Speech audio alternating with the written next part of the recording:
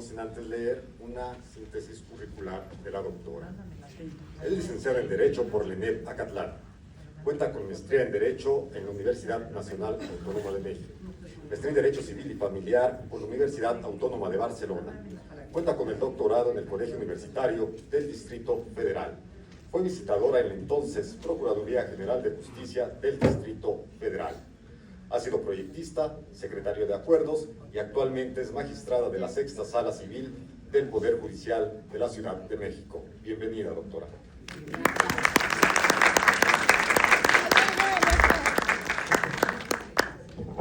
Buenas tardes, porque ya son tardes.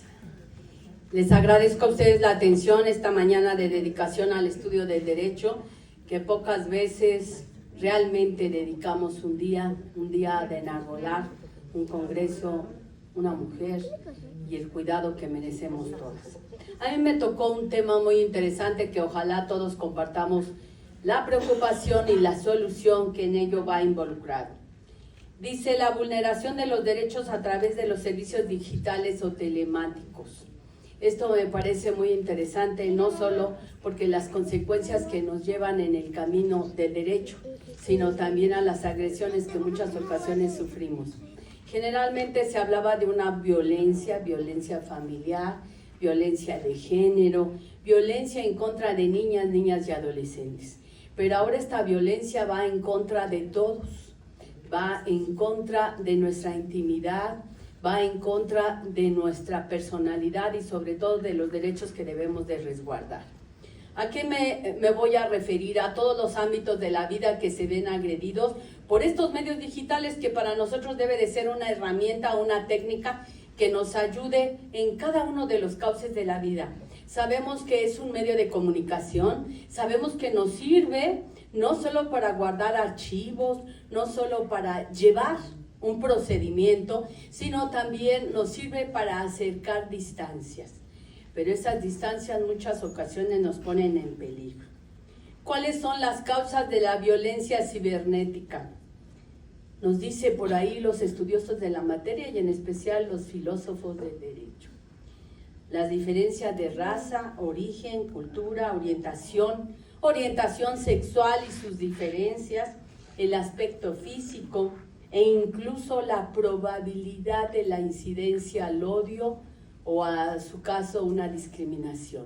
Es muy importante porque incluso lo estamos viendo en la actualidad. Tenemos unidad, sí, tenemos trabajo también, pero cuántas veces la calidad de ese trabajo, la unidad, se ve lastimada por esos problemas que tenemos con estos medios de comunicación. Y yo les diría, ¿es importante? Claro.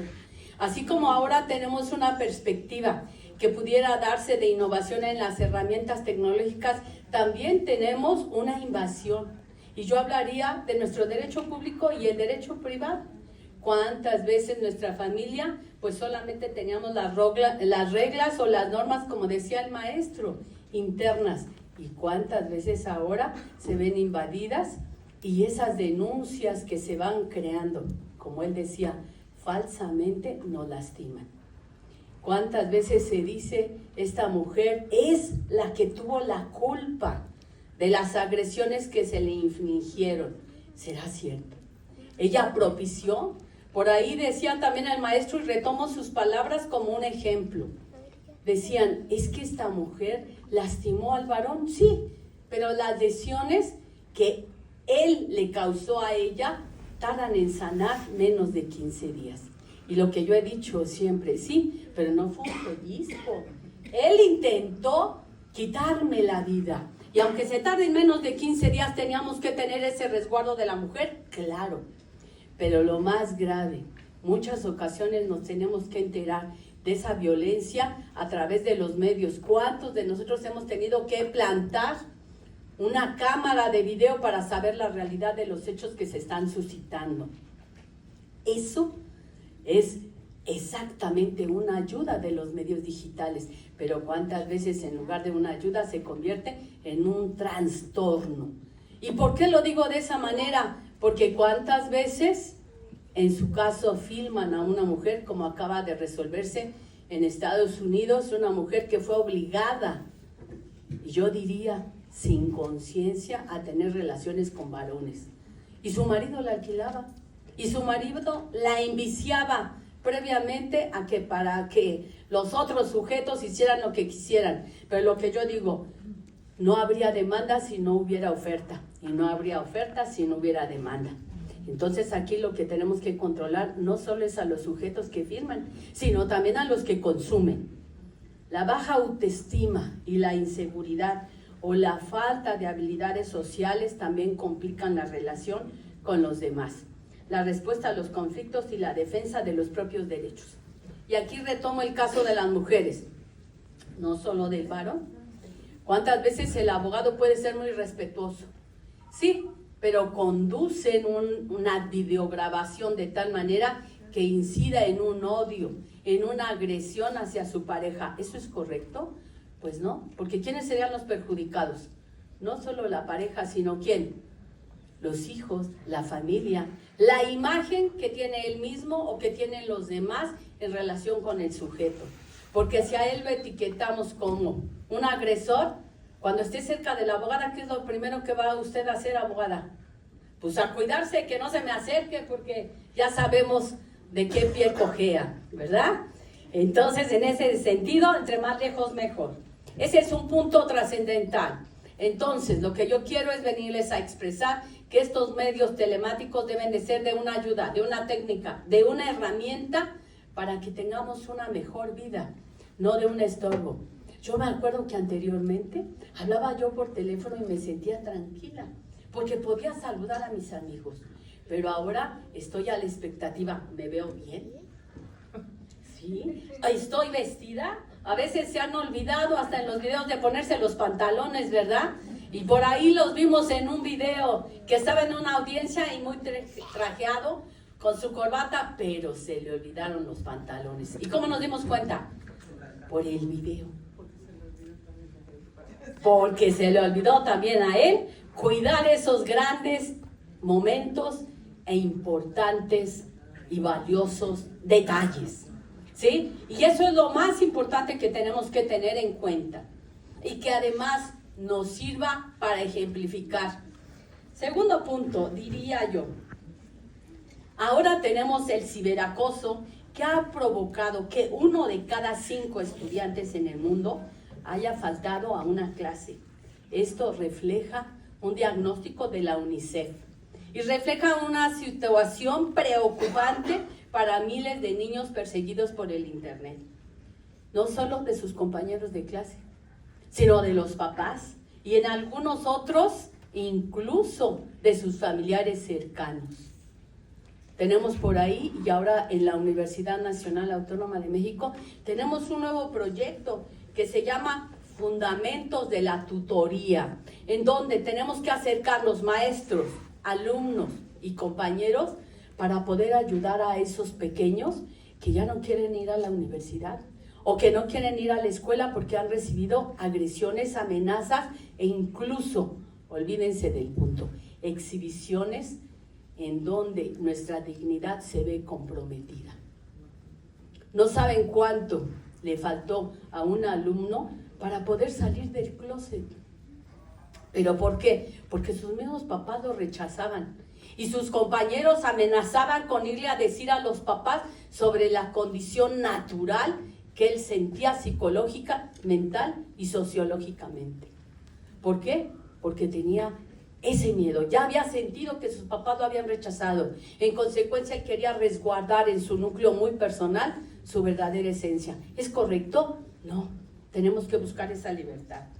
Sin embargo, tenemos que ayudarlos en esa unidad eterna y constante que debemos de tener. Si yo veo que la abogada o la abogada tiene un problema, me tengo que acercar. Quizás ella no pida ayuda, porque pocas veces los seres humanos estamos en una mejor condición de pedir ayuda.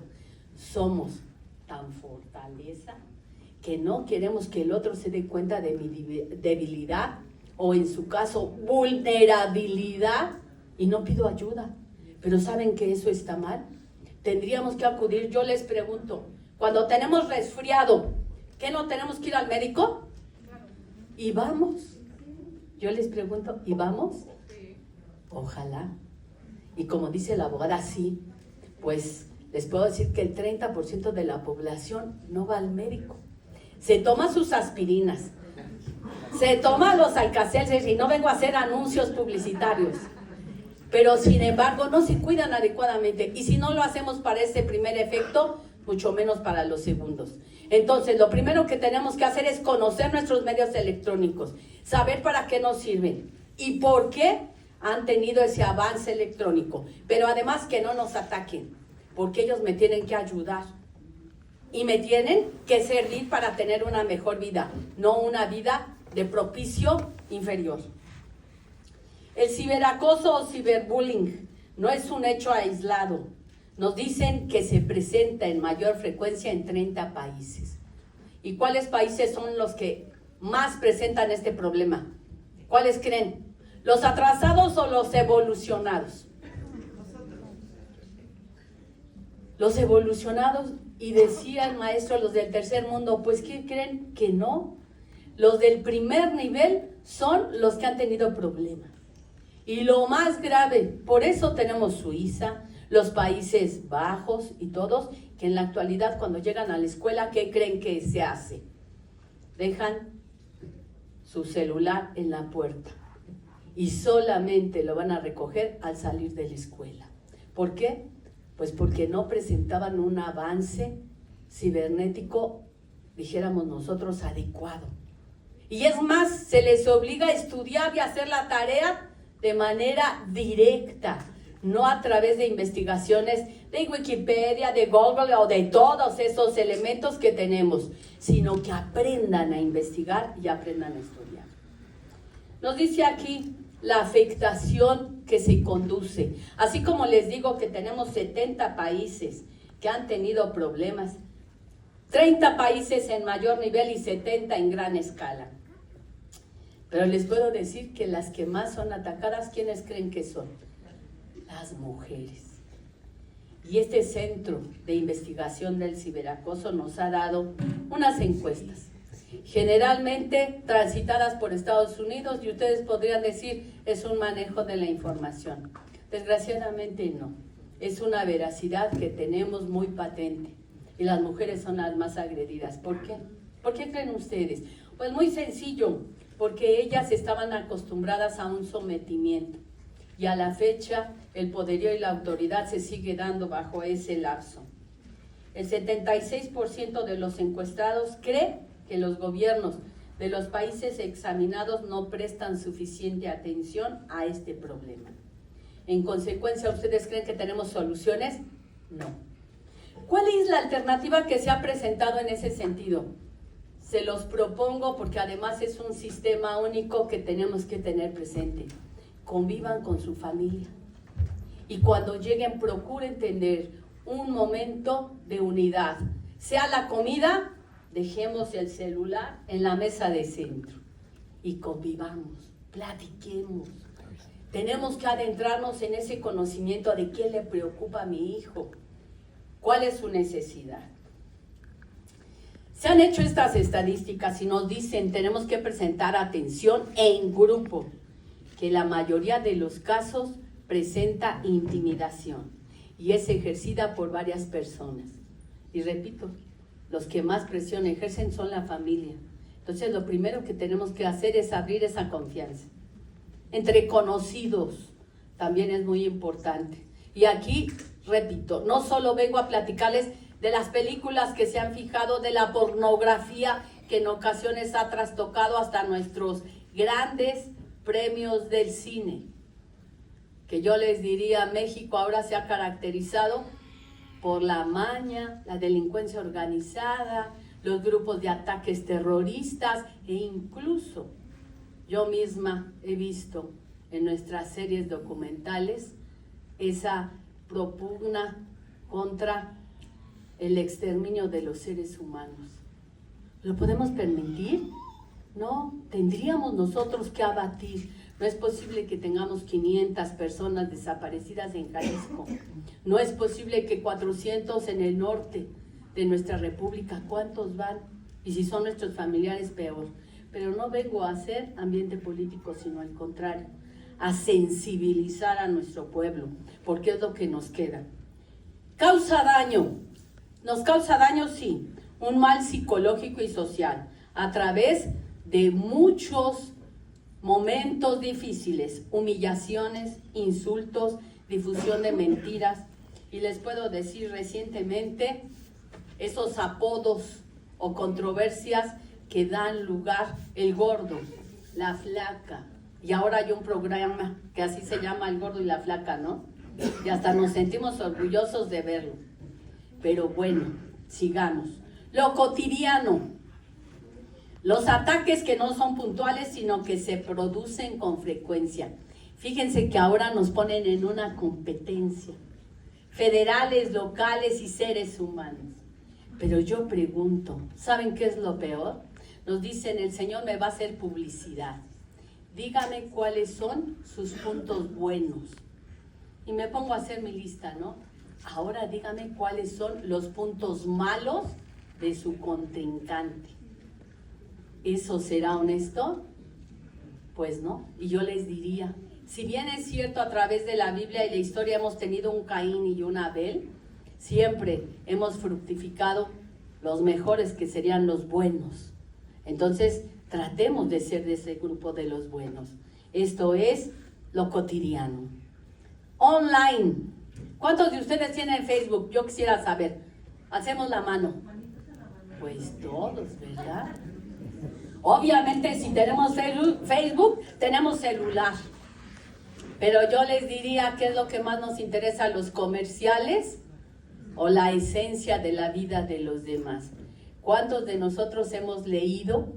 Porque ahora ya no lo leemos en papel, sino los audiolibros existen. ¿Cuántos escuchan un audiolibro? Fíjense, tenemos como un 10%, ¿no? Qué bueno que existe, pero es difícil encontrarlo. ¿Cuántos tienen Instagram? También todos. Y yo les diría, fíjense que por estadísticas, los que somos mayores ya no nos inscribimos a Instagram. Aunque ahora dicen que tenemos que estar en todas las redes y que debemos de mantenernos en un orden de primacía. Entonces yo les diría, eso es importante, sí, pero no saturemos nuestros medios digitales con cosas aversivas, con cosas agresivas, con cosas dolientes, porque perdemos esa naturalización que debemos de tener del cuidado del otro, del cuidado de nosotros mismos. Enamórense de sí y del que está junto. Yo sé que él tiene su esposa y yo tengo al mío que por ahí anda. ¿Qué pasa? Fíjense, dije al mío. ¿Es en mi propiedad? No. Es un caminar juntos. Entonces, a eso voy. Este online no solo es la pareja que camine junto a ti, sino este aparatito nos tiene que ayudar para caminar juntos, pero de forma positiva. Cada niño lo vive de una forma y cada situación es diferente. Pero las secuelas psicológicas del ciberacoso son generalmente graves. Daña la autoestima y la capacidad de los menores para relacionarse entre sí. En casos extremos puede conducirlos a una depresión. Y aquí les vengo a platicar 2 ejemplos. Uno, un niño que teníamos y que le preguntamos, ¿por qué no quieres estudiar? Es que ya me quiero ir a mi casa. ¿Y por qué te quieres ir a tu casa? Es que no sé si mi mamá está bien. ¿Por qué si tu mamá está bien? Porque va a llegar mi papá de trabajar y seguro le va a pegar. Imagínense el niño en la escuela preocupado porque su mamá le iba a pegar. Y dice, ¿pero qué cree, maestra? Le digo, ¿qué? Dice, ahora tengo mi videocámara. Y él no sabe, pero estoy cuidando que no le pase nada a mi mamá. Imagínense hasta qué extremo. Pero eso no es todo. Por eso les digo que es importantísimo. 2, tenemos un maestro que fue descalabrado. ¿Y quién creen que lo descalabró? Los propios alumnos. Él estaba pintando en el pizarrón y lo pueden ver porque está en los medios electrónicos y le aventaron el bote de la basura. Y él estaba escribiendo, lo lastimaron. Y yo recuerdo claramente, fíjense muy bien, y por eso estos medios nos tienen que ayudar. Y les decía yo a mis alumnos, si ustedes hubieran leído ese libro del mundo de Amicis, que se hizo en Italia y en los 1886, en donde el maestro era una autoridad y se le cuidaba porque era el que nos transmitía el conocimiento. En cambio ahora una agresión de tal naturaleza, algunos alumnos dicen se lo merecía, pues aunque como maestros nos merezcamos ese grave momento, les diría yo, mejor hablar. Decirle, maestra, maestro, no me gusta su enseñanza y vamos a cambiar. Me encanta a mí dar clases con videos, por eso me invitaron a dar esta plática, porque me gusta no solo exhibir. Y sin embargo, el día de hoy no les traje video, ¿sí? Fíjense, ¿por qué? Porque quiero platicarles de estas esencias más importantes. Dice, estas diferencias de origen cultural, orientación sexual, aspecto físico, incrementan las probabilidades de sufrir acoso. La autoestima y la capacidad de los menores para relacionarse entre sí. Tercer problema que tenemos, no solo el niño que cuidaba a la mamá a través de su celular, ni tampoco aquel maestro que fue agredido y que gracias al video que estaba en su salón de clases se pudo detectar quién era el agresor. El tercero, que también tenemos entre sí. Fíjense que teníamos una maestra. ¿Cuánto me queda, maestra? ¿Muy bien? Sí. 2 minutos, gracias, Axel. Él es nuestro, como decimos, gran árbitro del tiempo. Fíjense que teníamos, ahora sí que comentaba yo, teníamos un alumno que en su caso también tenía complicaciones, pero ¿por qué? Porque la maestra decía, es que usted me está mandando mensajes agresivos. Y nos pusimos a investigar el caso y resultó que lo que sucedía es que le decía, présteme su celular, un alumno al otro. Y entonces, ¿qué pasaba? Este alumno era el que mandaba los mensajes de agresión hacia el maestro. Y entonces, ¿qué era lo que pasaba? Tuvimos que llevar a cabo una verdadera investigación para verificar quién era el culpable. En ese momento nos dimos cuenta que la agresión e intimidación no partía de un sujeto, sino de otro, y que era el cruce de información. ¿Estamos claros? Dice, los niños más vulnerables son aquellos que tienen menos amigos y que pueden apoyarlos y protegerlos. La baja autoestima, la inseguridad o la falta de habilidades sociales complican la relación con los demás. La respuesta a conflictos y la defensa de sus propios derechos. Esto es muy importante, acostumbremos que el niño pueda hablar, que no sienta intimidación y debate y que tampoco interrumpan las pláticas de los demás. ¿Quién nos da los primeros elementos básicos? La familia, pero es una buena educación la que debemos de demostrar. Internet y los dispositivos hacen que los agresores se muestren más confiados. En ocasiones, y ustedes lo habrán visto, está contactando un joven, se supone que a otra joven. Y cuando nos adentramos en la investigación, ¿qué sucedió? Era una persona de más de la tercera edad y era de la maña. Y además tenía problemas de pedofilia, tenía censura en sus conductas y ese engaño lo habían realizado a través de los medios electrónicos. Lo que nosotros vemos ahí es una apariencia, lo que tiene allá es un trasfondo. Veamos ese trasfondo. ¿A qué se debe? Ya voy a terminar, Axel. La facilidad para ocultarse en la red propicia que los menores se sientan de algún modo impunes, invencibles y carentes de responsabilidad. También tenemos niños y jóvenes villanos. Tenemos que ayudarlos a reinsertarse en el mundo, en su juventud y en su vida cotidiana. Aquí les platicaré en Yucatán, y siempre lo he puesto como ejemplo. En Yucatán es uno de los estados que teníamos menos delincuencia. ¿Y saben por qué? Porque no se les sancionaba a los jóvenes, se les sancionaba a los papás. Entonces, para que los papás no fueran castigados, los niños se portaban bien. Piensen en ese ejemplo clásico. Al tratarse de un acoso a distancia, disminuye la empatía del agresor con la víctima y se hace más difícil que éste sea consciente del daño psicológico que causa. Internet aumenta la viralidad de estas actitudes porque permite a los niños sumarse con mayor facilidad al acoso, compartiendo o dando me gusta a publicaciones ofensivas. Cuando veamos eso, repórtenlo y no estemos replicando el daño. Las respuestas rápidas e impulsivas que se suscitan en las comunicaciones deben de ser concientizadas. El decálogo para detectar el acoso escolar son 10 recomendaciones que solo vengo a darles. 1. Observa la actitud del niño. Fíjate si usa menos el móvil, si reacciona negativamente cuando lo utiliza o si oculta la pantalla cuando está cerca. Muéstrate cercano. Si le notas inquieto, pregúntale qué le preocupa para tranquilizarle y que no tenga miedo a contarte sus cosas. 3. Empatiza con su problema. Comparte con él cómo te enfrentaste a situaciones difíciles. Todos las hemos vivido. Esa amenaza, ese riesgo o ese problema lo hemos tenido. Ayudemos. Estas situaciones difíciles las lograste y solucionaste. Así verá que sabes cómo ayudarle y que no está solo. Refuerza su autoestima. Los niños sienten falta de amor y cariño. ¿De quién? De sus padres en primer momento, de sus maestros y de sus familiares cercanos, que en muchas ocasiones son los responsables del daño. Haz una visión positiva de ti mismo y de sus particularidades, tanto con él como contigo. Así te aceptará y se sentirá querido. Edúcale en valores. Señores, ¿quién de ustedes da clase de valores a sus hijos, a sus hermanos o a sus padres? Yo quiero ver esas manitas, así como con el celular. Muy bien, pero son menos, ¿se dan cuenta? Valores principales dentro de la familia y dentro de la vida.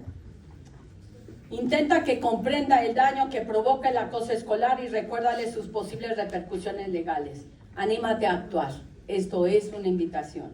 Enséñate tú y a los demás a empatizar con las víctimas, porque el silencio o la indiferencia son cómplices del acoso.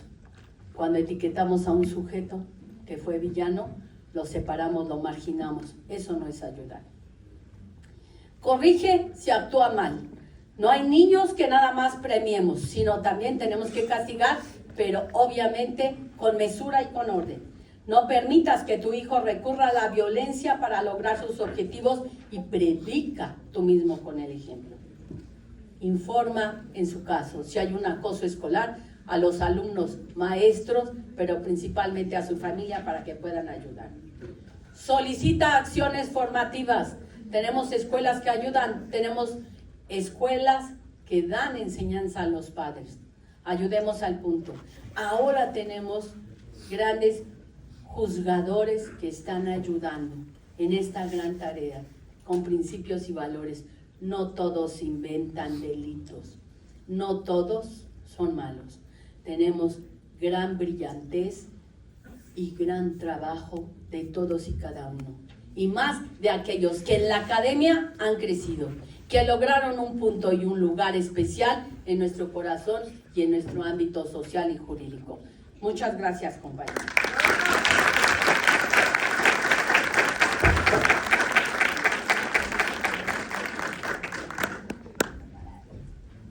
Muchas gracias. Muchísimas gracias a todos.